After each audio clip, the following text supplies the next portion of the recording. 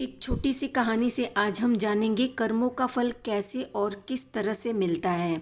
इसलिए कुछ भी ऐसा बुरा कर्म न करें जिसका फल घूम फिर कर हमारे ही पास आने वाला हो।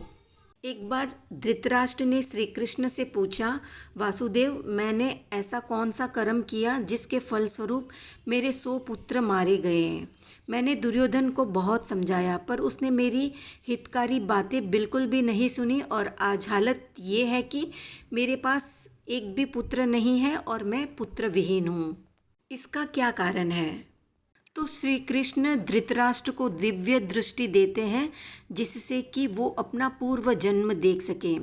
तो पूर्व जन्म में धृतराष्ट्र एक स्वाद लोलुप और स्वाद अंध राजा था। खाने में हमेशा उसकी आसक्ति रहती थी। सुस्वादु चीज़ें उसे बहुत पसंद आती थी। खाने को देखते ही उस पर टूट पड़ता। रसोइये ने देखा कि राजा स्वाद में पूरा आसक्त है तो वो राजा को पक्षियों का मांस लाकर परोसने लगा।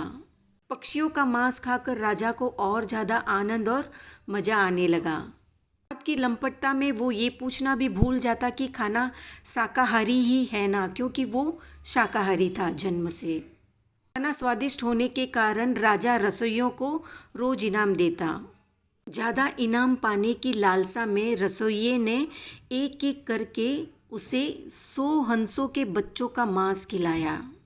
धृतराष्ट्र ने भी बिना कुछ पूछे उसे खा लिया।